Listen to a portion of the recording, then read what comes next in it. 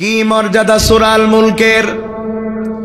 আল্লাহ রাসূলের প্রখ্যাত সাহাবী আব্দুল্লাহ ইবনে আব্বাস রাদিয়াল্লাহু তাআলা আনহুমা বর্ণনা করেন, যদি কোন আল্লাহর বান্দা দুনিয়ায় বেঁচে থাকা অবস্থায় প্রতিনিয়ত সকাল সন্ধ্যা সূরা আল মুলকের আমল করে মরতে পারে, এরপরে যদি লোকটা কোনো কারণে হাসরের দিনের বিচার হয়ে যাবার পরে জাহান্নামী সাব্যস্ত হয়, যখন তাকে জাহান্নামের দিকে টেনে নিয়ে যাওয়া হবে, সেই সময় সূরা আল মুলক সেখানে হাজির হইয়া আল্লাহর সাথে ঝগড়া করে ওই বান্দাকে জাহান্নাম থেকে বাঁচায়া জান্নাতে নিয়ে চলে যাবে।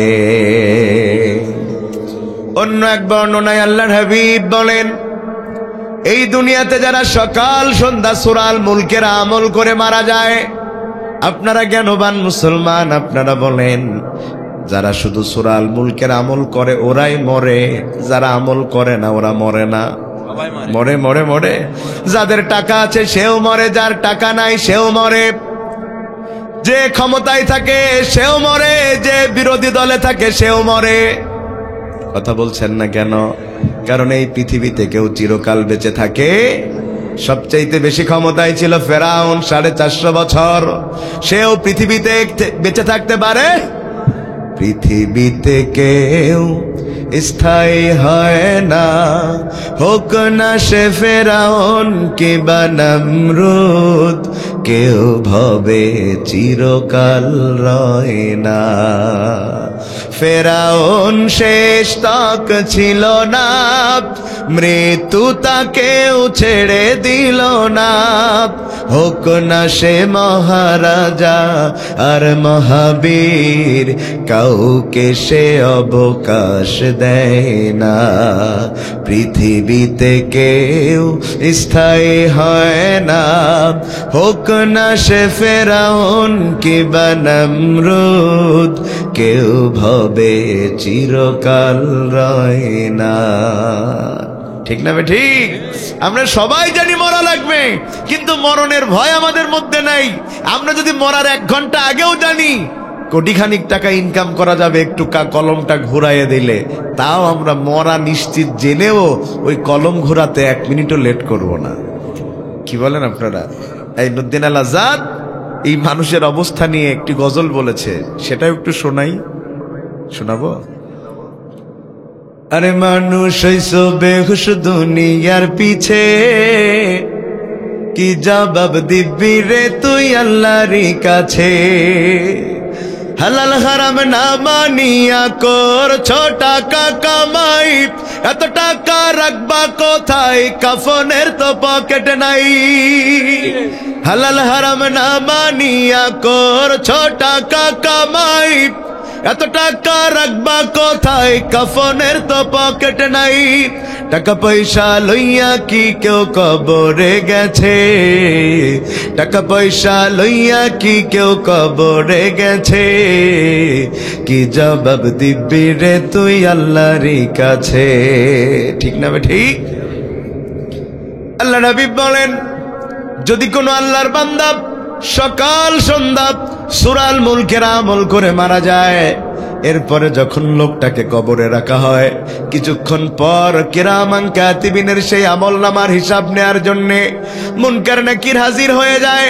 হাজির হবার পরে তারা অবাক হয়ে যায়, কিছুক্ষণ আগে যেই লাশটাকে কবরে রাখা হলো সেই লাশটা কবরে নাই, বরং কবরে লাশের বদলে বিশাল দেহের একটা পাখি দাঁড়ায় আছে। মুনকার নাকির লাশটাকে খুঁজতে থাকে তন্ন তন্ন করে, কোথাও নাই কোথাও নাই। এক পর্যায়ে পাখিটাকে প্রশ্ন করে, তুমি যেখানে আছো সেখানে তো একটা লাশকে রাখা হয়েছিল, লাশটা কোথায়? পাখি এবার জবাব দিয়ে বলে, তুমি কি আমাকে চিনো নাকি?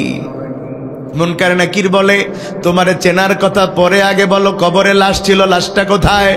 পাখিটা এবার ডাক দিয়ে বলে, তুমি আমাকে চিনো না, আমি হলাম যেই লাশটাকে কবরে রাখা হয়েছে, ওই লাশ প্রতিদিন দুনিয়ায় বেঁচে থাকা অবস্থায় সকাল সন্ধ্যা সূরা আল মুলকের আমল করত। সেই সূরা আল মুলক আজকে আমি তার কবরে পাখির আকার ধারণ করে ওই লাশটাকে আমার ডানার নিচে আশ্রয় দিয়ে তোমাদের করা 3টা প্রশ্নের উত্তর দিয়া তার কবরটাকে আমি জান্নাতের বাগান বানাতে এসেছি। কি মর্যাদাবান সূরা, সূরা আল মুলক। মনে থাকবে? এবার আয়াতের অর্থের মধ্যে ঢোকা যাক। আল্লাহ বলছেন তাবারাকাল্লাযী বিয়াদিহিল মুলক, মহাপবিত্র মহাপুণ্যময় সেই সত্তা, যেই সত্তার এক হাতে গোটা বিশ্বজগৎ অবস্থান করছে। কথাটার মানে বুঝলে সুবহানাল্লাহ তো জোরে বলতেন। কথাটার মানে বুঝেন নাই, বুঝাচ্ছি। আপনারা কি এই পোস্টারটাকে দেখতে পাচ্ছেন? জবান থাকলে বলেন, দেখা যায়? এটা কি আমার দেহের তুলনায় ছোট নাকি বড়? এটা আমার কয় হাতে? মাশাআল্লাহ। এখন বলছেন হুজুর কোথায় কি লেখা আছে পড়েন। পড়তে পারবো? কেন পারবো? আমি লেখাপড়াও জানি, চোখেও দেখতে পাই, আর এটা আমার দেহের তুলনায় ছোট। কোথায় কি লেখা আছে মুহূর্তের মধ্যে বলে দিতে পারবো। কিন্তু এই পোস্টারটা যদি এই ছোট না হয়ে গোটা শ্যামনগর উপজেলার মতো বড় হতো, আর যদি আপনারা আমাকে বলতেন হুজুর একটু পড়ে শোনান, আমি কি পারতাম? না। লেখাপড়া জানি, তাও কেন পারতাম না? কারণ এটা আমার ক্যাপাসিটির বাইরে চলে যেত। কারণ এটার আকার, এর ক্ষমতা আমার দৃষ্টি শক্তির চাইতে বেশি। আল্লাহর এক হাতে রাজত্ব মানে কি? গোটা বিশ্ব জগতের তুলনায় গোটা রাজত্ব যা আল্লাহ বানিয়েছেন, এগুলো আল্লাহর ইজ্জতের তুলনায়, আল্লাহর ক্ষমতার তুলনায়, আল্লাহর বলত্বের তুলনায় গোটা রাষ্ট্র ব্যবস্থা এত ক্ষুদ্র, এত দুর্বল, এত ছোট যে গোটা রাষ্ট্র ব্যবস্থাকে আমার আল্লাহ এক হাতে রেখে কন্ট্রোল করেন। 1 মিনিট এদিকেও যায় না, 1 মিনিট ওদিকেও যায় না। গোটা রাষ্ট্র ব্যবস্থা আমার আল্লাহর পায়ে সেজদা দিতে বাধ্য। কি আল্লাহ পেয়েছি! সুবহানাল্লাহ, সুবহানাল্লাহ। তাইলে গোটা রাষ্ট্র ব্যবস্থা আল্লাহর কয় হাতে? এবার আমরা প্রশ্ন করলাম, আল্লাহ গোটা রাষ্ট্র ব্যবস্থা আপনার এক হাতে কেন? আল্লাহ নিজেই তারপরে উত্তর দিচ্ছেন, ওহুয়া আলা কুল্লি শাইইন কাদির। আল্লাহু আকবার। আল্লাহ বলছেন তার কারণ হচ্ছে গোটা রাষ্ট্র ব্যবস্থায় আমি আল্লাহর চাইতে শক্তিশালী আর কেউ নাই। সব চাইতে শক্তিশালী কে? আল্লাহ। জোরে বলেন না কে? আল্লাহ। ক্ষমতার উৎস কে? আল্লাহ। না, জনগণ। আল্লাহ। জনগণ আল্লাহ। আপনি বলছেন আল্লাহ, আর আপনার আইনে পড়ানো হচ্ছে জনগণ। যত এটার বিরুদ্ধে বলেন মামলা হবে। মানুষের এত ক্ষমতা যদি হয়, দুবেলা কেন বেঙ্গালুরু যাওয়া লাগে চিকিৎসা করতে? এত ক্ষমতা। 3 বার টয়লেটে গেছে, 4 বারের বারে মাল কায় থেকে পড়ে গেছে। কথা বলছেন না কেন? নড়তে পারে না, এত ক্ষমতা। আর আল্লাহ বলছেন ওহুয়া আলা কুল্লি শাইইন কাদির। ক্ষমতার উৎস, সব ক্ষমতা আমি আল্লাহর জন্য। সুবহানাল্লাহ। তাইলে আল্লাহ যদি হয় পৃথিবীর সবচাইতে শক্তিশালী, আমরা সেই আল্লাহর গোলাম, আমাদের শক্তি কি কম? কথা বলে না। যদি কেউ মেম্বারের বাড়ির কর্মচারী হয়, ও কি ভাব বেশি না কম? কথা বলছেন না, ভাব বেশি না কম? মেম্বারের যত না ভাব, ওর কর্মচারী তার চেয়ে বেশি ভাব। কারণ আমাদের দেশে বাসের চাইতে কঞ্চির দাম বেশি, নেতার চাইতে চামচার দাম বেশি।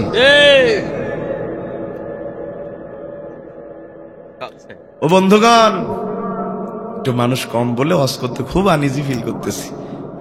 গতকালও যেখানে ওয়াজ করেছি আপনাদের তুলনায় 20 গুণ বেশি লোক ছিল। শুনেন, তবে মুসল্লি কম হোক বেশি হোক, কষ্ট করা লাগবে। কি বলেন আপনারা? যদি মেম্বার সাহেবের বাড়ির কর্মচারীর এত পাওয়ার হয়, পেটে ভাত নাই, জামা ছেঁড়া, তারপরও ভাব কেন বেশি? কারণ ও জানে আমি মেম্বার সাহেবের বাড়ির কর্মচারী। আমারে যদি কেউ মারে, মারাটা আমার হবে না, মারাটা মেম্বারের হবে। আর মেম্বার তারে ছেড়ে কথা বলবে না যে আমারে মেরেছে। কথা বলছেন না কেন? আর যদি সে কর্মচারী মেম্বার সাহেবের বাড়ি না হয়ে চেয়ারম্যান সাহেবের বাড়ির হয়, তার উপায় নেই। কি আর তো আর একটা বেড়ে গেল, কি বলেন? এবার যদি সে চেয়ারম্যান সাহেবের বাড়ির না হয়ে এমপি সাহেবের বাড়ির হয়, যদি সে কর্মচারী এমপি সাহেবের বাড়ি না হয়ে প্রধানমন্ত্রীর বাড়ির হয়, ওই কর্মচারী যখন সাতক্ষীরা শ্যামনগরের রাস্তা দিয়ে যাবে, এমপি পর্যন্ত ফুল নিয়ে দাঁড়িয়ে থাকবে। কারণ প্রধানমন্ত্রীর কর্মচারীর সাথে খারাপ ব্যবহার করলে পরবর্তীবারে আর নমিনেশন পাওয়া যাবে না। বুঝেন? যদি দুনিয়ার কোন নেতার বাড়ির কর্মচারী হলে তার ভাব বেড়ে যায়, তার ওজন বেড়ে যায়, দাম বেড়ে যায়, আমি তো সেই আল্লাহর কর্মচারী যার অর্ডারে সূর্য উঠে, যার অর্ডারে সূর্য ডুবে, যার অর্ডারে মানুষ মরে, যার অর্ডারে মানুষ জীবন পায়, যে আল্লাহর ক্ষমতার বাইরে কারো যাওয়ার ক্ষমতা নাই। আমি সেই আল্লাহর দিন কায়েমের কাজ করি, আমি সেই আল্লাহর ইকামতে দিনের কর্মী। যদি এই জন্য কেউ আমারে মারে, মারাটা আমারে হয় না, মারাটা আল্লাহর হয়। আর আল্লাহরে যে মারে, আল্লাহ তারে ছেড়ে কথা বলে না। আল্লাহর কর্মচারীকে মারা, আল্লাহর কর্মীকে মারা আর আল্লাহকে মারা সমান কথা। আমরা কর্মচারী কার? আল্লাহর। জোরে বলেন না কার? আমরা প্রতিনিধি কার? কথাই না কাজে, কাজে কাজে সব এখন কথাই চলতেছে, কাজে না। যদি সত্যিকার অর্থে আমরা আল্লাহর প্রতিনিধি দাবি যেটা করছি সত্য হতো, তাইলে 90% মুসলমানের দেশে বইয়ের মধ্যে এই কথা কেউ বলাতে পারত না। শরীফ এখন শরীফা হয়ে গেছে। শোনেন, প্রতিনিধি দাবি করলে প্রতিনিধিত্বের দাবি পূরণ করতে হয়। কেমনে? ধরে নেন আপনাদের এই মৌতলা বাজারে কেরে মারামারি করতেছে নাকি? মৌতলা বাজারে ঔষধের দোকান আছে, বিভিন্ন ঔষধ কোম্পানির লোকজন আসে না, এদেরকে বলা হয় খলিফা, রিপ্রেজেন্টেটিভ, যার মানে হলো প্রতিনিধি। তা একজন ইবনে সিনা কোম্পানির প্রতিনিধি বা খলিফা, সে যদি এসে স্কয়ার কোম্পানির ঔষধ বিক্রি করে, বিল কাটে, এটা শোনার পর ইবনে সিনা কোম্পানি খুশি হয়ে ওর বেতনও বাড়ায় দেবে, প্রমোশনও করে দেবে না। কেন? মাশাআল্লাহ, এক কোম্পানির চাকরি করে আর এক কোম্পানির বিল কাটা যায় না। চাকরি করে বায়ো ফার্মার আর ঔষধ কাটতেছে, বিল কাটতেছে ভ্যাকসিন কোর। আপনি বলতেছেন এটা কোনোভাবেই সম্ভব না এই কোম্পানির মেনে নেয়া, যে আমার খাবা, আমার পড়বা, অন্য কোম্পানির প্রতিষ্ঠার কাজ করবা, চাকরিতে তো রাখবেই না, মাজায় লাথি মেরে বের করে দেবে। তা আপনি দাবি করছেন আপনি আল্লাহর খলিফা, যেটা আল্লাহ বলেছিলেন ওয়াইস ক্বালা রাব্বুকা লিল মালাইকা ইন্নী জাইলুন ফিল আরদি খলিফা। আপনি দাবি করছেন আয়াতের আলোকে আপনি খলিফা, কিন্তু আপনি আল্লাহর কাজ তো করেন না, বরং আপনার শয়নে, স্বপনে, কল্প কথনে, মিছিলে, স্লোগানে সব জায়গায় বাম আর রাম প্রতিষ্ঠার আন্দোলন। আপনি আল্লাহর খলিফা নন, টাটকা শয়তানের খলিফা। যদি আপনি আল্লাহর খলিফা হতেন, আপনি আল্লাহর বাইরে কোনো কাজ করতে পারতেন না। সে আল্লাহ বলছেন, বান্দা যতই দুর্বল হোক না কেন, যদি আমি আল্লাহর পরে তারা সাহায্যের জন্য হাত বাড়ায়, আমি আল্লাহ আমার রুবুবিয়াত মেনে নেয়ার কারণে তাদের সহযোগিতা করা আমি আল্লাহর উপরে ওয়াজিব হয়ে যায়। আমার আল্লাহ নিজেই বলছেন, ইন্নাল্লাযীনা قالوا ربنا الله ثم استقاموا تتنزل عليهم الملائكة ألا تخافوا ولا تحزنوا وأبشروا بالجنة التي كنتم توعدون। আমার আল্লাহ বলছেন, যদি কেউ আমারে রব বলে মেনে নেয়, যদি এরপরে সে রুবুবিয়াতের উপরে ইস্তেকামাত থাকে, আমি আল্লাহ এত খুশি হই তাদের উপরে, আমি আল্লাহ আসমান থেকে ফেরেশতা নাজিল করে দেই তাদের সহযোগিতার জন্যে। আপনাদের অঞ্চলে গাই গরু আছে? গাই গরু, গাই গরু কারে বলে? গরুর মেয়ে জাতরে কি বলে? গাভী গরু বা গাই গরু। হ্যাঁ, যারা বাবা এত ক্লিয়ার করে না করলে বুঝে ফেলছিলাম। গাভী গরু সব জায়গাতে আছে। শুনেন, আপনি দুর্বল হলেও আপনার মালিক কতটা সবল, এই উদাহরণটা শুনেন, বুঝতে পারবেন। খেয়াল আছে সবার আমার দিকে? এক কৃষক তার বাড়িতে একটা গাভী পুষে, গাভীটাকে প্রচুর যত্ন করে, যতদিন ধরে কিনেছে একদিনও বাইরে বের হতে দেয় নাই, প্রতিদিন গোসল করায়, প্রতিদিন খাওয়ায়। ওই কৃষক নিজের ছেলেকেও অত যত্ন করে না যতটা গাভীটারে করে। কেন করে? গাভী প্রতিদিন 30 লিটার দুধ দেয়। কত লিটার? 30 লিটার। আর ছেলেরে যত্ন করবে কি? ছেলে তো বাপের পকেট কেটে 14ই ফেব্রুয়ারি জরিরান নিয়ে প্রেম করতে যায়। বন্ধুগণ আমার, কি হয়েছে অবস্থা? গাভীটারে এত যত্ন করে, কখনো বাইরে বের হতে দেয়, কিন্তু মঞ্চে এত উঠানামা করা যাবে না, একবার উঠবা শেষ।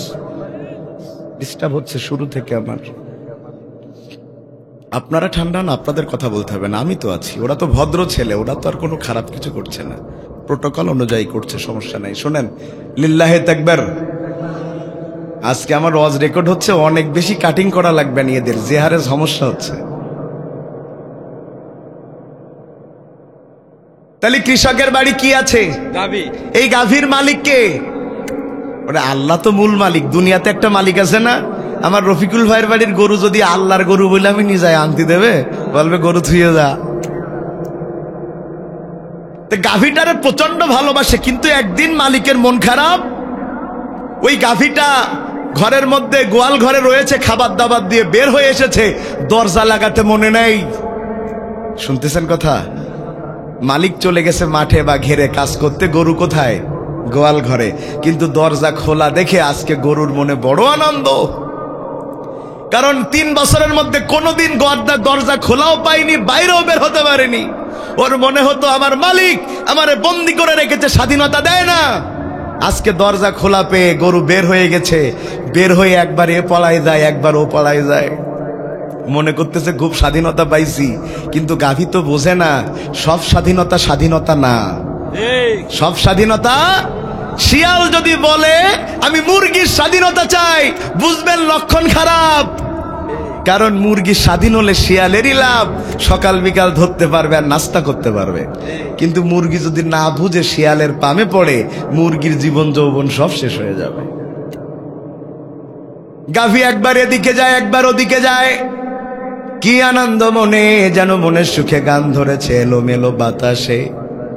উড়িয়েছি শাড়ির এমন মনে আনন্দ নিয়ে সামনে যায়, যেতে যেতে যেতে যেতে যেতে যেতে কখন যে একটা জঙ্গলের মধ্যে ঢুকে পড়েছে, গাভী খেয়ালই করে নাই।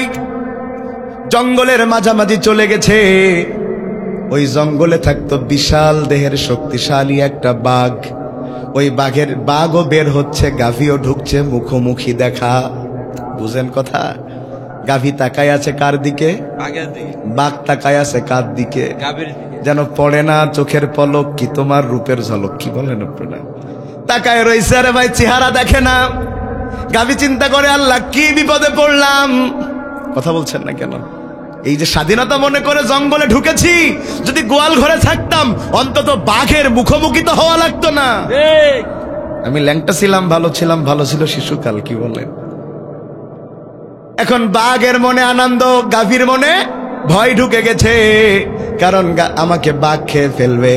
আর বাঘ মনে মনে চিন্তা করতেছে, কতদিন এত তাজা গাভীর গোস্ত খাই নাই। এখন বাঘ পজিশনে নিয়েছে গাভীরে ধরবে, আর গাভী পজিশন নিয়েছে দৌড়ে পালাবে। কারণ মানুষের যখন মৃত্যু কাছাকাছি এসে যায়, দেয়ালে পিঠ থেকে গেলে বাঁচার জন্য যা ইচ্ছা তাই করে। গাভী চিন্তা করলো, যা আছে পালাতেই হবে। আর বাঘ যেন বলছে, পালাবি কোথায়? গোটা জঙ্গলে আমার রাজত্ব। গাভী এখন পালাবে, ডানে তাকায় জঙ্গল, বামে তাকায় জঙ্গল, সামনে কি? সামনে কি? পিছনে দেখছে যাওয়ার মতো একটা রাস্তা দেখা যায়, কিন্তু সেটা একটা পুকুর, যেই পুকুরে পানি নেই, শুকায় গেছে। ও মনে করলো পুকুরের ওপর দিয়ে লাফ মেরে দৌড় মারি। গাভী তো আর জানে না ওই পুকুরের উপরে শক্ত হলেও ভিতরে কাদা। মেরেছে লাফ, ওই কাদার মধ্যে এমন ভাবে আটকেছে, একেবারে জাগায় নাথিং, হাইড্রোলিক ব্রেক। বুঝেন নাই? গাভী আর নড়তে পারতেছে না, 4 পা আটকে গেছে। এটা দেখে বাঘের মনে আনন্দ কম না বেশি? বাঘ চিন্তা করছে, সিস্টেমটা দেখো, সিস্টেমটা দেখো, কি প্রক্রিয়ায় হুজুররে আটকাইছি। কানতেও পারবে না, হাসতেও পারবে না, হাসলেও মামলা, কানলেও মামলা। আটকাই দিয়েছে।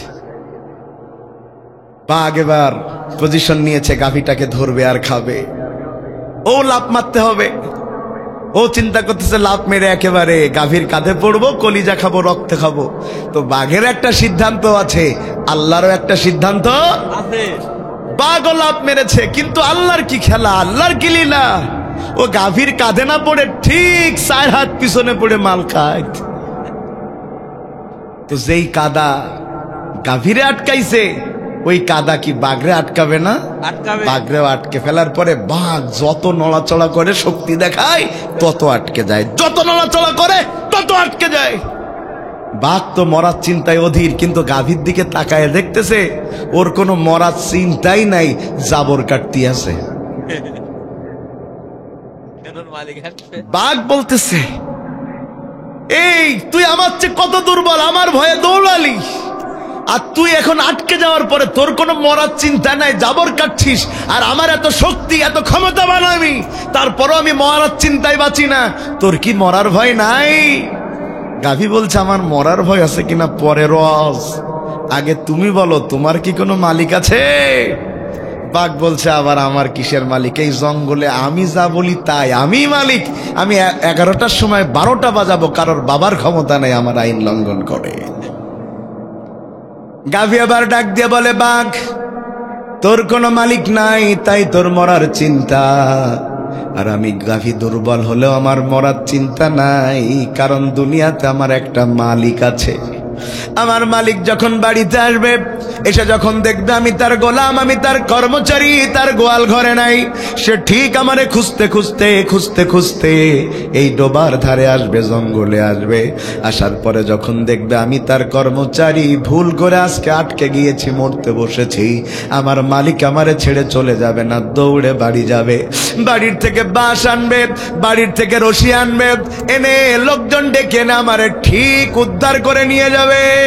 কিন্তু ও বাঘ, বাঘ তোর কি হবে? যেই বাঁশ আর রশি দিয়া মালিক আমারে বাঁচাইছে, সেটা এবার 460 ডিগ্রি অ্যাঙ্গেলে ঘুরে জায়গায় চলে যাবে। আমার মালিক যখন জানবে আমি বিপদে পড়েছিলাম তোর আন্দোলনের কারণে, তোর কর্মসূচির কারণে, তোর আইনের কারণে, তোর বানানো প্রশাসনের কারণে, তখন ঠিক ঠিক ঠিক আমার মালিক যেই রশি দিয়া আমারে বাঁচাইছে, সেই রশি দিয়ে তোরে বাইন্দা, যেই বাঁশ দিয়ে আমার উঁচু করে তুলেছে, ওই বাঁশ দিয়ে তোরে পিটায়া পিটায়া মালিকের গোলামের সাথে খারাপ ব্যবহার করার স্বাদ কাজা কাফফারা দিয়ে তুলে নেবে। আল্লাহ নিজেই বলেছেন, ওয়ালা তাখিনু ওয়ালা তাহজানু ওয়া আনতুমুল আ'লাউনা ইন কুনতুম মুমিনিন। আল্লাহু আকবার। চিন্তা করো না, কোনো ভয় করো না, ঈমান যদি তোমার থাকে, তোমার বিজয় কেউ ঠেকাতে পারবে না। আসুক না যত বাধা, যত ঝড় সাইক্লোন, রাসূলের পথে মোরা চলবই, এ জীবন বাজি রেখে দিনের নিশান মোরা বাংলার আকাশে উড়াবই। মোরা কামানের মুখোমুখি দাঁড়িয়ে, মোরা কামানের মুখোমুখি দাঁড়িয়ে আল্লাহু আকবার বলবই। আসুক না যত বাধা, যত ঝড় সাইক্লোন, রাসূলের পথে মোরা চলবই, এ জীবন বাজি রেখে দিনের নিশান মোরা বাংলার আকাশে উড়াবই। তবে বিশ্বাস করেন শ্যামনগরের মুসলমান, বিশ্বাস করেন মৌতলার মুসলমান, যদি পৃথিবীতে একজন মুসলমানও নাও থাকে, তা আল্লাহর ইসলামকে রক্ষার জন্য আল্লাহ একাই যথেষ্ট, আল্লাহ একাই যথেষ্ট। আল্লাহর জন্য কোনো সাহায্যকারীর প্রয়োজন হয় না। তাফসীর শুনেন, বের করেন সূরা আল ফিল। কাবা ধ্বংস করতে এসেছে আব্রাহা, এসেছে না? ওই সময় কি একটা মুসলমানও মক্কাতে ছিল? ছিল না। যদিও দিনে ইব্রাহিমের উপরে কিছু মানুষ ছিল, কিন্তু আনুষ্ঠানিকতার উপরে ছিল না। আব্রাহা কেন ভাঙতে আসছে? আব্রাহার বড্ড রাগ হয়েছে, কাবা ভাঙতে চাই। কেন ভাঙবে? কারণ আব্রাহা যখন কাবা দেখতে এসেছিল, মূল কাবা, এসে দেখতেছে কাবায় এত বেশি রাজা বাদশা আসতেছে, কারোর কোনো বেল নাই। আমি নোয়াখালীতে হজ করতে গিয়েছি, একটা গ্রামে শ্রোতাদের মধ্যে 127 জন দাওরা পাস, 127 জন দাওরা পাস, কামিল মাওলানা হাফেজ দিয়ে 100 পাসেক হবে। তা আমি বলতেছি এই অঞ্চলে কি হুজুরদের দাম আছে? বলছে দাম কি, এক এক বাড়ি 20টা করে হাফেজ। কথা বোঝেননি? আর আমি আমার পুরো গোষ্ঠীতে একলা হুজুর, বুঝলেন? যা হবে একটা মুরগি জবাই করলেও আমার না দিয়ে খাবে না, একলা হুজুর। আর যদি 20টা হইতো, ওই তো হুজুর এমনি পাওয়া যায়। কথা বলছেন না কেন? তো কত লোক কাবাতে আসছে, আব্রাহাও এসেছে, অন্য জায়গাতে গেলে কত সংবর্ধনা পায়, কাবাতে এসেছে কোনো বেল নাই, কারণ আব্রাহার চাইতে বড় বড় বাদশারা তো আসে। বড্ড রাগ হইছে যে কাবা আলাদের এত এত অহংকার, তাইলে আমি নিজে একটা কাবা বানাবো। কিন্তু ও জানে না আসল আর নকল কোনোদিন এক হতে পারে না। আমার মা কালো হলেও আমার মা, 1 কোটি সুন্দরী মেয়ে আমার এক আপন মায়ের সমান কোনোদিন হবে না। আসল আর নকল এক হয়। এদেশে সাইদি সাহেব ওয়াজ করে গিয়েছেন, তার সুরে ওয়াজ করে হাজারো বক্তা না? কথা বলছেন না কেন? তার সুরে ওয়াজ করে হাজারো বক্তা, কিন্তু সাইদি সাহেবই বাংলাদেশের 15 কোটি লোক যদি এক সাইদি সাহেবের কণ্ঠে ওয়াজ করে, কোনোদিন একটা সাইদির সমান হতে পারবে না। আসল তো আসলই, আসল আর নকল এক হয় না। আমি কথা কি বোঝাতে পারছি আপনাদের? আসলই। ও বলতেছে কাবা বানাবো, এই কাবার চাইতে বড় কাবা বানিয়েছে। কথা শুনতেছেন? সুন্দর করে বানিয়েছে। বানানোর পরে এখন কাবা উদ্বোধন করবে, নাই মানুষ জানবে কেমনে যে নতুন একটা কাবা হইছে? সারা দুনিয়ার রাজা বাদশাদের দাওয়াত দিয়েছে, আমি নতুন কাবা বানাচ্ছি, এই কাবা উদ্বোধন হবে যেদিন, তার আগের দিন রাত্রে কিছু যুবক শুয়ে আছে, ঘুমের মধ্যে কে জানি স্বপ্ন দেখাচ্ছে, ঘুমায় না থেকে আব্রাহা একটা নতুন পায়খানা ঘর বানাইছে, যাও আচ্ছা করে পায়খানা করে আস। যুবকরা সব ঘুম থেকে উঠেছে। তাফসিরে পাওয়া যায় এরা অধিকাংশই কুরাইশ বংশোদ্ভূত ছিল। তারা গিয়েছে যে এখন নতুন কাবা ঘরে, একসাথে অনেক লোক গেছে। কই যাস? পায়খানা করতে যাই। তুই কই যাস? পায়খানা করতে যাই। কই পায়খানা করবি? কই আব্রাহার নতুন ঘরে। এখন সব কাজ একা করা গেলেও, একসাথে করা গেলেও পায়খানা কি একসাথে করা যায়? তা বলতেছে যা এক কাজ কর, যতগুলো ঘর আছে কানাকুনি অন্ধকার, সবাই বিভিন্ন জায়গায় ছড়িয়ে পড়। এমন কোনো জায়গা নাই যেখানে পায়খানা করে নাই। কিন্তু একজনও তো যাওয়ার সময় সাথে করে পানি, টিস্যু কিচ্ছু নিয়ে যায় নাই। পানি খরচ করবে কেমনে? এদের মধ্যে সবচেয়ে বুদ্ধিমান যে, ও বলতেছে চিন্তার দরকার নেই, যত দিয়াল আর কানিকুনি আছে মুছে সারা করিয়ালা। এখন দিয়ালও প্লাস্টার হয়ে গেছে, নিচেও প্লাস্টার হয়ে গেছে। পরের দিন সকালবেলা চলে এসেছে আব্রাহা, উদ্বোধন করবে, কিন্তু ঢুকে দেখতেছে ওর আগেই রাতের বেলা কারা উদ্বোধন করে চলে গেছে। খালি গন্ধ আর গন্ধ, চারিদিকে এয়ার ফ্রেশনার মেরেও গন্ধ যায় না। তদন্ত কমিটি গঠন করা হয়েছে, পায়খানা করেছে, কে করেছে, কারা করেছে, তাদের বিচার পরে হবে। তবে যেহেতু বুঝতে পেরেছি পুরানো কাবা থাকতে, আসল কাবা থাকতে নতুন কাবায় কেউ আসবে না, চলো যাই কাবা ধ্বংস করে আসি। রওনা দিয়েছে বিশাল বাহিনী নিয়া, নিজে উঠেছে হাতির উপরে। এই বাহিনীটাকে বলা হয়েছে আসহাবুল ফিল, হস্তি বাহিনী। ওরা যখন কাছাকাছি চলে গেছে কাবা ভাঙতে যাবে, সেই সময়কার নিয়ম ছিল যদি কেউ কাউরে মারতে যায়, যুদ্ধও করতে যায়, আচমকা কেউ কাউকে মারতো না, অনুমতি নেওয়া হতো, যুদ্ধ হবে, মুখোমুখি যুদ্ধ হতো। রাতের আধারে কেউ কাউকে তুলে নিয়ে ক্রস ফায়ারে মেরে ফেলতো না। সেইটা ছিল আয়ামে জাহেলিয়াতের যুগ। তাও তারা রাতের আধারে কাউকে গুপ্ত হত্যা করতো না। আর আজকে সভ্যতার যুগে মানুষগুলোকে বিনা অপরাধে, কোনো খবর বাদেই, আইনি প্রক্রিয়া বাদেই হত্যা করে ফেলে, বিচার চলে না। ডাক দাও কাবার কে দায়িত্বে আছে? আব্দুল মুত্তালিব রাসূলের কি হয়? দাদা ডাক দাও। এসে বলতেছে আপনি কি এলাকার দায়িত্বে? বলতেছে হ্যাঁ। বলছে কাবা ভেঙে ফেলতে চাই, আপনারা কি ঠেকাবেন নাকি? বলতে সে ওয়াজ পরে। আগে বলো তুমি যখন আসছিলে কাবাতে, তখন ওই কাবার আশেপাশে আমার অনেকগুলো পশু চোর ছিল, তোমার সৈনিকেরা আমার পশুগুলো ধরে এনেছে খাবে, তাই কাবার চিন্তা যার সে করবে, আমার গরু ফেরত দে। সুবহানাল্লাহ কইতে ইচ্ছা করে না? ঈমান। তার মানে ওরাও জানতো কাবার একটা মালিক আছে, দে ফেরত দে, আমার গরুর মালিক আমি, আমারটা আমারে বুঝ করে দে, কাবা যার সে বুঝ করে নেবে। ঈমান দেখেন। লোকেরা বলতেছে পাগল নাকি, এত বড় কাবা রক্ষা করতে আসতে চায় না কেন, চলে যাচ্ছে কেন? তারা আনন্দ করতেছে, গরু ফেরত দিয়ে দিয়েছে, রওনা করেছে, এবার কাবা ভাঙতে যাবে, কিন্তু হাতি আর সামনে যায় না। হাতি সামনে গেলেই পা দেবে যায়, হাতিরে এত এত মারে, হাতি যে বসে পড়েছে, হাতি আর উঠে না। কিন্তু হাতিরে যেই না পূব দিকে ঘুরায় সেই চলে, কেবলার দিকে গেলে আর চলে না। ধরো, এত চেষ্টা করেও যখন কোনো কাজ হয় না, তারপরও আব্রাহা সিদ্ধান্ত নিয়েছে ভাঙবে তো ভাঙবেই। আল্লাহ বলছেন তোদের সাইজ করার জন্য কোনো সৈনিকের প্রয়োজন নাই। সাথে সাথে আল্লাহ সুন্দর এই বিশাল হাতির বাহিনীকে, শক্তিশালী হাতির বাহিনীকে ধ্বংস করার জন্য পাঠালেন। কি পাখির নাম? আবাবিল? সঠিক নয়। আলম তারা কাইফা ফাআলা রাব্বুকা বিআসহাবিল ফিল আলাম ইয়াজআল কাইদাহুম ফি তাদলিল ওয়া আরসালা আলাইহিম তায়রান। তায়রান আবাবিল মানে হলো ঝাঁকে ঝাঁকে পাখি, আবাবিল মানে হলো ঝাঁকে ঝাঁকে, তয়রান মানে হলো পাখি। তয়রান আবাবিল মানে হলো ঝাঁকে ঝাঁকে পাখি। ওই পাখির নামই যে আবাবিল, এটার ব্যাপারে কোরআন সুন্নাতে কোনো দলিল পাওয়া যায়? তবে তয়রান আবাবিল মানে হলো ঝাঁকে ঝাঁকে পাখি। আল্লাহ ঝাঁকে ঝাঁকে পাখি পাঠালেন, ছোট্ট ছোট্ট পাখি, দেখতে অনেকটা বাবুই পাখির মতো। তাদের মুখে একটা পাথর, দুই পায়ে দুইটা পাথর।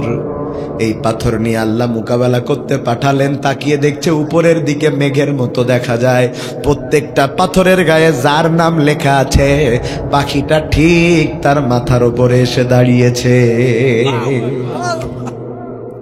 পাখি এবার পাথর ফেলতে শুরু করেছে, যেন পাথর না, এটা হলো পারমাণবিক বোমা। সুবহানাল্লাহ। একটার মাথার উপরে পড়তে শুরু করে দিয়েছে। ওই ধান ভাঙালে পরে যেমন কি বের হয়, কুড়া বের হয়, মানুষগুলো এমন হয়ে গেছে, চর্বিত ভুসির মতো হয়ে গেছে। কোনো মানুষ ওই সময় কাবা ভাঙতে বাধা দেওয়ার প্রয়োজন হয় নাই। আল্লাহ নিজেই নিজের কাবা ভাঙার যারা আসছিল তাদেরকে ধ্বংস করে দিয়ে আল্লাহ নিজের কাবারে নিজে বাঁচাইছে। তার মানে কি বোঝা যায়? রব্বে করিম আল্লাহ গোটা দুনিয়ার ইসলামকে সংরক্ষণ করার জন্য একাই যথেষ্ট। সুবহানাল্লাহ। আবার আয়াতের দিকে ফিরা যাক। তাবারাকাল্লাযী বিয়াদিহিল মুলক, মহাপবিত্র হলো সেই সত্তা যেই সত্তার এক হাতে গোটা রাষ্ট্র। আচ্ছা, বাংলাদেশও না একটা রাষ্ট্র? কথা বলে না, বাংলাদেশও না একটা রাষ্ট্র? আর আল্লাহর হাতে কি? মুলক মানে রাষ্ট্র, মুলক মানে রাজত্ব, মুলক মানে ক্ষমতা। তা আল্লাহর হাতে রাষ্ট্র, আল্লাহর হাতে রাষ্ট্র যেটা, ওটা বোধ হয় বাংলাদেশের মতো ছোট। কত বড় সারা পৃথিবী! আরে পৃথিবী তো ওই জোনাকি পোকার পিছনে যে আলোটা জ্বলে, এই পৃথিবীর বড়ত্ব জোনাকি পোকার পিছনের আলোর চাইতেও ছোট। সুবহানাল্লাহ। বন্ধুগণ আমার, ভালো করে বুঝেন, আল্লাহর হাতে যে রাজত্ব, সেই রাজত্ব কত বড় একটু শোনাই। শোনাই? আপনাদের কষ্ট হচ্ছে না তো ভাই? একটু শোনাই। শোনেন, একটা রাষ্ট্র গঠন করতে হলে মৌলিক উপাদান লাগে 4টা। জোরে বলেন কয়টা? আওয়াজ হয়নি, বলেন কয়টা? একটা রাষ্ট্র গঠনের মৌলিক উপাদান কয়টা? 4টা। প্রথম নম্বর হলো, একটা রাষ্ট্র গঠন করতে গেলে জমি বা ভূমি লাগে। জমি বা, আমাদের বাংলাদেশ নামক রাষ্ট্রে জমি আছে? আছে, আছে। জমি 56,000 বর্গমাইল। আর ওই সমুদ্র বিজয় করেছি আমরা, সেখানে এখন আমরা অনেক বেশি পেয়ে গেছি। তো বাংলাদেশের চাইতে বড় রাষ্ট্র কি পৃথিবীতে আর আছে? আমাদের চাইতে বড় রাষ্ট্র ভারত, আমাদের চাইতে 27 গুণ বড়। আমাদের চাইতে বড় রাষ্ট্র চায়না, আমাদের চাইতে 90 গুণ বড়। আমাদের চাইতে বড় রাষ্ট্র যুক্তরাজ্য, আমাদের চাইতে 95 গুণ বড়। আমাদের চাইতে বড় রাষ্ট্র কানাডা, আমাদের চাইতে 116 গুণ বড়। আমাদের চাইতে বড় রাষ্ট্র রাশিয়া, আমাদের চাইতে 200 গুণ বড়। সুবহানাল্লাহ কয় না? এখানে ওখানে অনেক এমন মানুষ আছে যারা সাতক্ষীরা জেলার বাইরে যায়নি। আছে না? আছে না? আছে না? সাতক্ষীরার বাইরে যায়নি। আর পৃথিবীর অস্তবাদ। তো এতক্ষণ ধরে যে দেশের কথা বলছি, এমন 300 দেশ মিলে একটা পৃথিবী। ভাইরে আমার, আল্লাহর কাছে তাও মাছির পাখনার দাম আছে। আল্লাহ বলছেন পৃথিবীর কোনো দাম আমার কাছে নাই। সুবহানাল্লাহ সুবহানাল্লাহ। এই পৃথিবীর চাইতে কত বড় বড় জিনিস আছে, একটু শোনাবো ভাই, শুনেন। এই পৃথিবী থেকে তাকালে, আকাশের দিকে তাকালে সবচাইতে কোন জিনিসটা আমাদের চোখে বেশি পড়ে? সূর্য। কি? সূর্য একটা তারা, সূর্য একটা তারা। এই সূর্য যেটা আপনি দেখতে পাচ্ছেন এই পৃথিবী থেকে, এই সূর্য পৃথিবীর চাইতে 13 লক্ষ গুণ বড়। তার মানে হচ্ছে এতক্ষণ যে পৃথিবীর বর্ণনা দিলাম, এই পৃথিবী 13 লক্ষ এক জায়গায় করে ওই সূর্যের মধ্যে ঢুকায়ে দিলে আরো জায়গা ফাঁকা থেকে যায়। পৃথিবী থেকে সূর্যের দূরত্ব 9,30,00,000 মাইল, যেটা কিলোমিটার করলে প্রায় 15 কোটি কিলোমিটার হয়। আর সূর্যের কাছাকাছি আর একটা তারকা আছে, এটার নাম হলো বেটেলজিউস তারকা। যেই সূর্য 13 লক্ষ পৃথিবী একবারে খেয়ে ফেলতে পারে, বেটেলজিউস তারকা এমন 33 কোটি সূর্য একবারে তার পেটের মধ্যে ভরায়া দিতে পারে। পৃথিবী থেকে সূর্যের দূরত্ব 15 কোটি কিলোমিটার, আর সূর্য থেকে ওই বেটেলজিউস তারকার দূরত্ব 8 লাখ কোটি কিলোমিটার। সুবহানাল্লাহ। এটা তো একটা তারার, দুটো তারার বর্ণনা দিলাম, হাজারো গ্রহ উপগ্রহ মিলে একটা বিশাল, যে প্রথম আসমানের নিচে আল্লাহ রেখে দিয়েছেন গ্যালাক্সি, গ্যালাক্সি মিল্কি ওয়েতে আমরা বাস করি। এমন হাজার গ্রহ উপগ্রহ মিলে যে বিশাল পৃথিবীকে আল্লাহ সাজিয়েছেন। আল্লাহ বলছেন এই পৃথিবী যে কত বড়, একে ওয়াজ করে শেষ করা যাবে? আমি কি বোঝাতে পারবো? এটার অনেক লম্বা আলোচনা আছে বিজ্ঞান ভিত্তিক, সেটা আমি করতে শুরু করলে আপনারা উঠে দৌড় মারতে শুরু করবেন, সেটা আমি জানি। কারণ এখানে বিজ্ঞানের ওয়াজ করলে 2 ঘন্টা শোনার মতো মানুষ নেই। কিন্তু যেটা আমি ওভারঅল বোঝাতে চাচ্ছি, আল্লাহর রাজত্ব কত বড়, বান্দার তো হিসাব করারও চিন্তা শক্তি নাই। আছে আছে আছে। আল্লাহ বলছেন এই বিশাল পৃথিবী, লিল্লাহি মা ফিস সামাওয়াতি ওয়াল আরদ, সব কিছু আমি আল্লাহর জন্য, আমি একলা আল্লাহ গোটা পৃথিবী সামলাতে যোগ্য হয়ে গেছি। সুবহানাল্লাহ। যোগ্য শব্দ ব্যবহার করা ঠিক না, মানে আল্লাহ একমাত্র। সুবহানাল্লাহ বলবেন না? ও বন্ধুগণ আমার, খুব ভালো করে বুঝেন, খুব ভালো করে বুঝেন। আমাদের হিন্দু ভাইয়েরা বিভিন্ন দেবতার কাছে যায় না? কথা বলছেন না? কত কোটি দেবতা? 33 কোটি। ওদের এক এক দেবতার এক এক কাজ। কেউ রোদ দেয়, বৃষ্টি দেয়, ব্যবসা ভালো দেয়, মন্দ দেয়, ছেলে দেয়, মেয়ে দেয়। আর আমার আল্লাহ বলছেন আমার কোনো সাহায্যকারী লাগে না, আমি আল্লাহ একা যথেষ্ট। তোমরা হয়তো কেউ মনে করতে পারো আল্লাহ একজন না হয়ে 2 জন হলে ভালো হতো। হতো না, বরং জ্ঞানজাম লাগতো। আমার আল্লাহ বলেন লাউ কানা ফীহিমা আলিহাতুন ইল্লাল্লাহ লাফাসাদাতা ফাসুবহানাল্লাহি রাব্বুল আরশি আম্মা ইয়াসিফুন। আমি আল্লাহ বলে দিলাম, শুনো শুনো শুনো, যদি আল্লাহ একজন না হয়ে 2 জন হতো, লাফাসাদাতা, জমির হচ্ছেন 2 জন আল্লাহ, তাইলে 2 আল্লাহর মধ্যেও ফাসাদ লেগে যেত, আল্লাহর বান্দাদের মধ্যেও ফাসাদ লেগে যেত। পূর্ব পাশের আল্লাহ বৃষ্টি দিলে পশ্চিম পাশের আল্লাহ আর তার বান্দারা বলতো বৃষ্টি মানি না, হরতাল। তাইলে আওয়াজ দিয়ে বলেন আল্লাহ কয়জন? কুল হু আল্লাহ আল্লাহুস লাম ইয়ালিদ ওয়া লাম ইয়াকুল লাহু। আমার আল্লাহ একজন, আমার আল্লাহর কোনো সাহায্যকারী লাগে না। সেই আল্লাহর এক হাতে রাষ্ট্র। প্রথমবার বললাম রাষ্ট্র গঠনের উপাদান জমি বা ভূমি। 2 নাম্বার রাষ্ট্র গঠনের উপাদান হলো জনগণ। যেই রাষ্ট্রে জনগণ নাই সেই রাষ্ট্রের কোনো দাম। বাংলাদেশে কি জনগণ আছে? বলছেন না? বাংলাদেশে জনগণ আছে কত কোটি?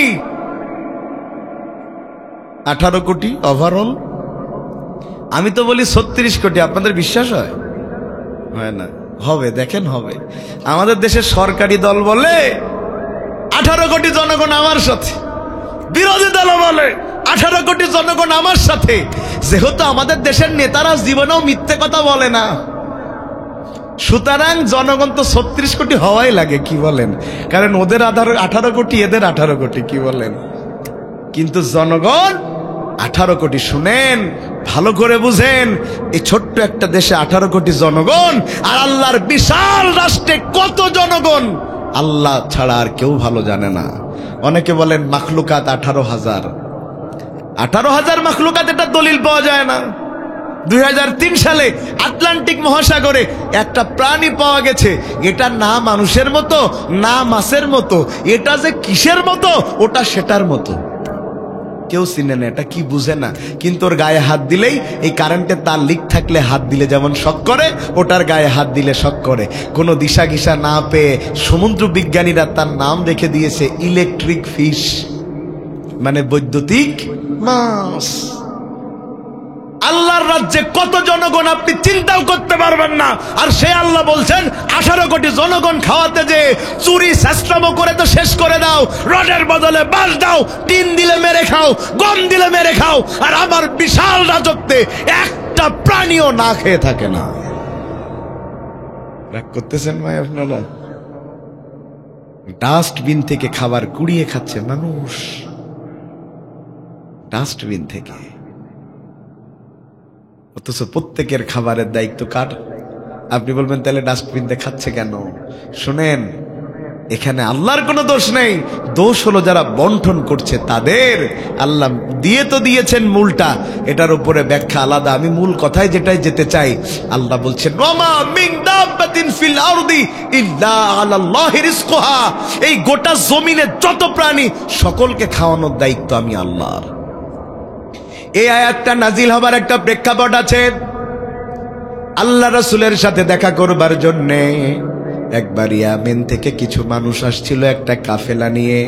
ওই কাফেলা যখন অর্ধেক রাস্তা পৌঁছিয়েছে, মুরব্বীরা বলতেছে খাবারের অভাব, না খেয়ে আমরা সামনে হাঁটতে পারবো না, খাবার ফুরায় গেছে।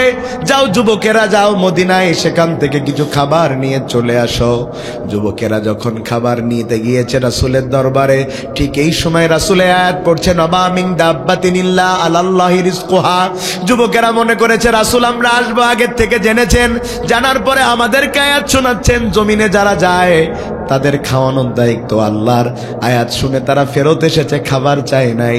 ওরা ওই কাফেলার কাছে পৌঁছানোর আগে আমার আল্লাহ আসমান থেকে তাদের জন্য খাবার পাঠিয়ে দিয়েছে, কারণ তারা আয়াত বিশ্বাস করেছে খাবার দেওয়ার দায়িত্ব কার। বন্ধুগণ, আমার রাষ্ট্র গঠনের 4টা উপাদানের 3 নাম্বার হচ্ছে, একটা রাষ্ট্রে 3 নাম্বার যেই জিনিস প্রয়োজন হয় সেটার নাম হলো সংবিধান। কি বিধান? জোরে বলেন। আমাদের দেশে সংবিধান আছে? নাই? মাথা খারাপ। সংবিধান আছে না? আছে। যদি কেউ এই সংবিধান না মানে তার গুনাহ হবে? মানলে সওয়াব হবে না? তাও মানি কেন? এই জন্য সংবিধান মানি যাতে দেশের শান্তি শৃঙ্খলা ঠিক থাকে। আর যদি আপনি সংবিধানের বিরুদ্ধে বক্তব্য দেন তাইলে আপনার বিরুদ্ধে একটা মামলা হবে, সেটা হলো রাষ্ট্রদ্রোহী মামলা। আর যদি প্রমাণ হয় তাইলে আপনার বিরুদ্ধে রায় হবে নাগরিকত্ব ক্যান্সেল এবং ফাঁসি। ও ভাই, ছোট্ট একটা বাংলাদেশ পরিচালনার জন্য সংবিধান আছে, আল্লাহর বিশাল রাষ্ট্র পরিচালনার জন্য সংবিধান নাই? কি নাম? জোরে বলেন কি নাম? শোনেন, দেশের সংবিধান না মানলে যেমন তার বিরুদ্ধে রাষ্ট্রদ্রোহী মামলা হয়, আল্লাহর দেয়া কোরআনকে না মানলে তার বিরুদ্ধে ধর্মদ্রোহী মামলা হয়। দেশের সংবিধান না মানলে যেইভাবে নাগরিকত্ব ক্যান্সেল হয়, আল্লাহর সংবিধান না মানলে তার মুসলমানিত্ব ক্যান্সেল হয়।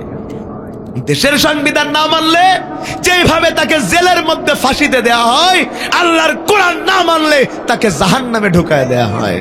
আমার আল্লাহ নিজেই বলেন ইয়া মাশারাল জিন্নি ওয়াল ইনস ইন ইসতাতাতুম আন তানফুযু মিন আকতারিস সামাওয়াতি ওয়াল আরদ ফানফুযু লা তানফুযুনা ইল্লা বিসুলতান ফাবিআইয়ি আলাই রাব্বিকুমা তুকাযযিবান। আমারটা মানতে ইচ্ছা করে না, আমার খাবি, আমার পড়বি, আমার বিরুদ্ধে অবস্থান নিবি, আল্লাহ বলছে বেরিয়ে যা আমার রাজত্ব থেকে। এরপরে বলছেন যাবি কোথায়? আসমানের উপরে গেলেও আমার রাজত্ব, নিচে গেলেও আমার রাজত্ব। এখন হয়তো বের হলে তোমারে প্রশাসন প্রোটেকশন দেয়, মারা গেলে কবরে প্রোটেকশন দেওয়ার মতো কেউ নাই। বন্ধুগণ, আমার রাষ্ট্র গঠনের 4 নাম্বার উপাদান হচ্ছে মিডিয়া। বলেন কি? কথা বলে না কি? একটা দেশ চলতে গেলে মিডিয়া লাগে না? মিডিয়া তো হচ্ছে দেশের কলিজা। মিডিয়া ভালো, দেশ ভালো চলছে। মিডিয়া ইচ্ছা করলে দেশে অস্থিতিশীল পরিবেশ করতে পারে।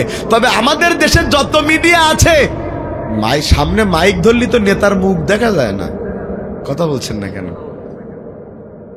শুধু তো এই মিডিয়া না, এখন ইসলাম প্রচারের জন্য ইউটিউবের মাধ্যমে বক্তারা ওয়াজ করতেছে। আমার আমির হামজা ভাইয়ের মাহফিলে, আজারি ভাইয়ের মাহফিলে এই আপনারা যত শ্রোতা বসে আছেন, এর চাইতে বেশি ক্যামেরা আসে? আসে না? আসে না বলেন? আসে। মিডিয়ার যুগ। তবে শুনেন, আমাদের দেশে যে মিডিয়া, এরা একটা, শুধু আমাদের দেশ না, আন্তর্জাতিকভাবে যত মিডিয়া আছে এরা একটা জায়গায় একজোট। এরা ইসলাম বিরোধিতায় সবাই একজোট। এরা কোন জায়গায় কোন দোষ পাইলেই চোখ বন্ধ করে বলে হুজুররা করিছে। কথা বলছেন না কেন? কনে কি হচ্ছে তার কোনো হুজুররা করিছে। ওই একটা উদাহরণ আমি মাঝে মধ্যে দিয়ে থাকি, দিব? টিচার ক্লাসে যে ছাত্রকে বলতেছে, এই ছাত্ররা তোমরা একটা রচনা লিখবা, রচনাটা হলো কুমিরের উপরে। সবাই রচনা লিখেছে।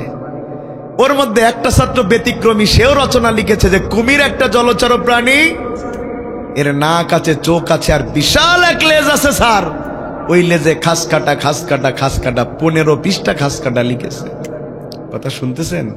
অন্যরা যেই পদ্ধতিতে লিখেছে তার উল্টা লিখেছে। স্যার খাতার দিকে ডাক দিতেছে, এই বল্টু এদিকে আয়, কি লিখলি এটা? বলছে স্যার ঠিকই তো লিখেছি, কুমিরের বর্ণনা লিখতে বলেছেন, লিখেছি। যতগুলো খাস কাটা আছে ততগুলো লিখেছি, পারলে কুমির ধরে গুনে দেখেন ঠিক আছে কি। স্যার দেখতেছে তো যে ছাত্র না, কঠিন ছাত্র। এই তুই কত বড় ছাত্র আমি দেখে ছাড়বো না, তুই আগামীকাল আর একটা রচনা লিখবি। সেই রচনা হলো বিল্ডিং এর উপরে, দেখি খাস কাটা কনে পাইস। পরের দিন সবাই রচনা লিখেছে। ও লিখেছে, স্যার আমাদের মৌতলাতে একজনের হঠাৎ করে অনেক টাকা হলো। হঠাৎ করে টাকা হওয়াতে সে কি করবে দিশে গিশে না পেয়ে ওই নদীর পাড়ে বাড়ি করলো। যে বিল্ডিংটা করলো 4 তলা বিল্ডিং, প্রতি তলায় 4টা করে রুম আছে। বিল্ডিং এর একটু বর্ণনা দিল, দিয়ে বলল, স্যার সব ঠিক ছিল স্যার, কিন্তু একদিন হঠাৎ করে আবহাওয়াবিদরা বলল সিডর হবে, আইলা হবে, ওই পানি ওপরে উঠে যাবে। স্যার পানি ঠিকই ওপরে উঠলো, আর সেই পানি বিভিন্ন বাড়ি প্রবেশ করতে করতে ওই মৌতলার অমুকের বাড়িও প্রবেশ করলো। স্যার ওই বিল্ডিং এ শুধু পানি প্রবেশ করলো না, পানির সাথে একটা কুমিরও প্রবেশ করলো। আর কুমির তো স্যার চেনেনি, নাক আছে, চোখ আছে স্যার, আর বিশাল একটা লেজ আছে যার ঘাস কাটা আবার 15 পৃষ্ঠা। কথা শুনতেছেন আমার? স্যার বলতেছে, একই ছাত্র, এই বিল্ডিং এর মধ্যেও পানি, পানির মধ্যে কুমির, কুমিরের মধ্যে ঘাস কাটা। এ তো দেশে ছাত্র না, বুদ্ধি তো কম না। তোর দৌড় না দেখে তো শুনবো না, আগামীকালও তুই রচনা লিখবি। কিসের উপরে স্যার? নবাব সিরাজউদ্দৌলার উপরে, ইতিহাসের উপরে। তার আগের রাতে স্যার জনমের পড়া পড়েছে যে কোথাও কুমিরের কোনো কাহিনী নবাবের জীবনে আছে কিনা, পড়ে দেখতেছে নাই। পরে দিন সবাই লিখেছে রচনা, ওই ছাত্র লিখেছে। কি লিখেছে? ওই ছাত্র লিখেছে, স্যার নবাব সিরাজউদ্দৌলা বাংলার শেষ স্বাধীন নবাব ছিলেন। মাত্র 17 বছর বয়সে নানা আলীবর্দী খানের হাত থেকে সেই বিশাল রাষ্ট্র ব্যবস্থার ভার গ্রহণ করেন। তিনি সব ঠিক চালাচ্ছিলেন স্যার, কিন্তু তার রাজনৈতিক জীবনে তিনি একটা ভুল করে ফেলেন। সেটা হলো ভুল মানুষ মীর জাফরকে বিশ্বাস করে ফেলেন। স্যার রাজনীতির ভাষায় ভুল মানুষকে বিশ্বাস করা আর খাল কেটে কুমির আনা একই কথা। আর স্যার কুমির তো আপনি চেনেনই স্যার। এই কুমিরের নাক আছে, চোখ আছে স্যার, আর বিশাল এক লেজ আছে স্যার। লেজে খাস কাটা খাস কাটা খাস কাটা। বলতেস তুই রচনা না লিখে একটু বিষ দে, খেয়ে মর যাই। হাসির খোরাক দেওয়ার জন্য বলি নেই, আজকে ঠিক গোয়ে বলসিও কায়দায় এই ছাত্রের মতো অবস্থা চলছে, যেখানে যা কিছু চলছে চোখ বন্ধ করে আলেমদেরকে দোষ দেওয়া হচ্ছে। কিন্তু গোটা পৃথিবী জানে, গোটা দেশ জানে, সন্ত্রাসবাদের সাথে, জঙ্গিবাদের সাথে আলেমদের আগেও সম্পর্ক ছিল না, এখনো কোনো সম্পর্ক নাই। দোষ করে ওরা, চাপিয়ে দেয় আলেমদের উপরে। এটা হচ্ছে মিডিয়া। কথা শুনতেছেন? এটা হচ্ছে মিডিয়া। বন্ধুগণ আমার, দুনিয়াতে মিডিয়া আছে, আমার আল্লাহর কি মিডিয়া নাই? প্রত্যেকের কাঁধে আল্লাহ 2 জন করে মিডিয়া কর্মী দিয়ে দিয়েছেন। কি নাম তাদের? কিরামান কাতিবিন ইয়ালামুনা মা তাফআলুন। 2 কাঁধে ফেরেশতার নাম কি? না, কিরামান কাতিবিন ফেরেশতাদের নাম না। কিরামান কাতিবিন মানে 2 জন সম্মানিত লেখক। প্রত্যেকের কাঁধের ফেরেশতা 2 জন আলাদা, নামও আলাদা। এদের নাম কে জানে? আপনি যা আমল করেছেন সব কিরামান কাতিবিন নামক মিডিয়া কর্মীরা লিখেছে। একটা কথা বেশিও লেখে না, একটা কথা কমও। فمن يعمل مثقال ذرة خيرا يره ومن يعمل مثقال ذرة شرا يره। এবার কিয়ামতের দিন হিসাব, ওরে আমাদের দেশের মতন মিথ্যা সাক্ষীর বিচার না, সরাসরি বিচার। দাঁড়াও আব্দুল কুদ্দুস, বিচার কে করবে? কথা বলে না, কে করবে? মিডিয়া সব তো ঠিকঠাক লিখেছে না?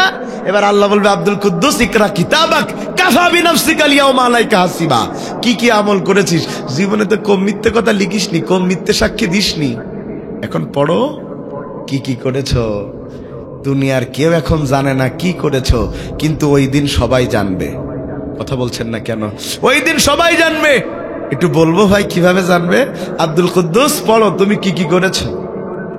নামাজ 5 ওয়াক্ত, রোজা বাদ নেই, হজ যাকাত তাও করেছে, সদকা তাও দিয়ে সব করেছে। বলতেছে আল্লাহ আমার জান্নাত ঠেকাবে কিনা? বলতেছে অতটা গুলাচ্ছেন না। পৃষ্ঠা উল্টাও, পৃষ্ঠা উল্টাও। পৃষ্ঠা উল্টি দেখতেছে টিন মেরিজ 500 টন। এই কি বলে গম, আর টিন মেরিছে সেই বান বান বান বলেন তো আপনারা, 500 বান। রডের বদলে বাঁশ দেশ, 10টা ধর্ষণ করি, মিথ্যে মামলা দেশ। বলতে সারে মেলে, আল্লাহ মেলে? প্রথমে নামাজ রোজা হজ যাকাতের শেষ নেই, আর এই অন্যায় আমি করি। আল্লাহ বলছেন আমিও জানি তুই করস নাই, কিন্তু তোর সমর্থনে যে নেতা হয়েছিল ও অন্যায় করেছিল, তার একটা ভাগ তোকে নেওয়া লাগবে। ইয়াউমা নাদউ কুল্লা উনাসিম বিইমামিহিম। কিয়ামতের দিন সবাই উঠবে ইমাম সহ, ইমাম বাদে কেউ উঠবে না। ইমাম মানে হলো নেতা। এখন আপনার নেতা যদি হয় নামাজি, আপনার অবস্থা ভালো। আপনার নেতা যদি হয় জেনাখোর মদখোর, আপনার অবস্থা কিন্তু খারাপ হয়ে যাবে।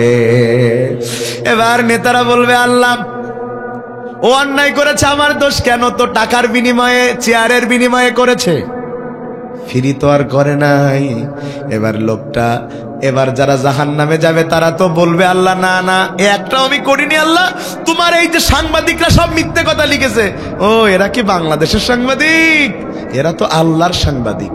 কথা বলছেন না কেন? তাও বলবে যে মিথ্যা লিখেছে আল্লাহ। হতেও পারে। তাইলে এক কাজ করো, রিপোর্ট টিপোর্ট বাদ দাও, তোমার হুড়কুড়ির নিচে প্রত্যেকের একটা করে ভিডিও রেকর্ড আছে, বের করো, ভিডিও চালায় দাও। ভিডিও চালায় দিয়েছে, বলতেছে আল্লাহ ভিডিও ঠিক আছে, তবে বডি একজনের আর আমার মাথা কেটে এডিটিং করেছে, আমি করি নাই। আল্লাহ বলবে তাও হতে পারে, ফেরেশতারা মিথ্যা ভিডিও করতে পারে? হতেই পারে না। এক কাজ করো, ওর অডিও ভিডিও সব বন্ধ করে দাও। এখন ওর হাত আর পা ওর জন্য মিডিয়ার কাজ করবে। সুবহানাল্লাহ। আল্লাহ নিজেই বলেন اليوم نختم على أفواههم وتكلمنا أيديهم وتشهد أرجلهم بما كانوا يكسبون.